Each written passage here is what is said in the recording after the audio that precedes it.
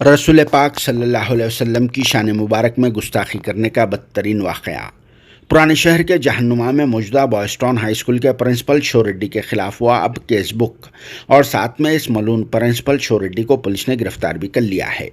Hyderabad city police से वाबस्ता additional commissioner of police law and order Vikram Singh Maan की खुसूसी दिलचस्पी की वजह से ही साउथ जोन की पुलिस ने फौरी तौर पर हरकत में आते हुए इस मलून शो रेड्डी के खिलाफ कानूनी कार्रवाई कर डाली और फिर इसे गिरफ्तार भी कर लिया। क्योंकि additional commissioner of police law and order Vikram Singh मान जब रात देर गए ओल्ड सिटी का मुआयना कर रहे थे और इस मामले की तफसीलात से आगाही भी हासिल कर रहे थे,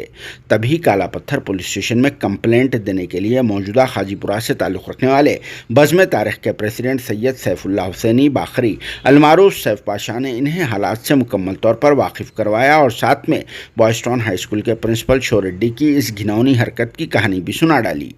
जिसने आज से 1-1.5 साल पहले भी इसी तरह की कुछ नाजेबा हरकत करके मुसलमानों के दिलों को ठेस पहुंचाई थी। मगर उस वक्त का मामला मंजर आम पर नहीं आया था, लेकिन अब इस मलून शो रेड्डी ने फिर से एक बार वही शैतानी हरकत करते हुए रसूल पाक सल्लल्लाहु अलैहि वसल्लम की शान मुबारक में गुस्ताखी करके सभी मुसलमानों के दिलों को तकलीफ पहुंचा दी, जिसकी करतूतों को सुनने के बाद additional commissioner of police Vikram Singh मान IPS बहुत ही ज़्यादा बरहम हो गए और फिर उन्होंने फौरी तौर पर सैफ पाशा की मौजूदगी में ही अपने मातहत ओहदेदारों को इसके खिलाफ कार्रवाई करने की हिदायत भी दे दी, जिसके बाद पुलिस अमले ने भी हालात की मुनासिबत से एक अच्छा काम कर दिया और फिर इसके खिलाफ में 153A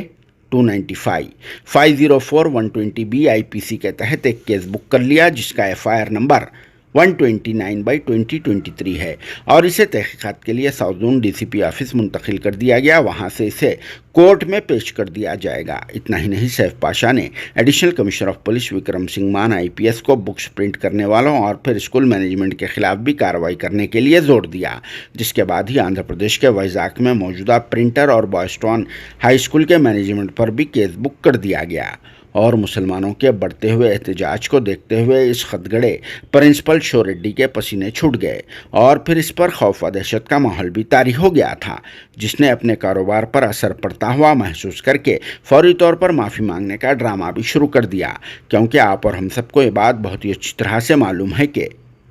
बॉयस्टॉन हाई स्कूल में ज़्यादातर तो मुसलमानों के बच्चे ही तालीम हासिल कर रहे हैं। इसीलिए खतगड़े प्रिंसिपल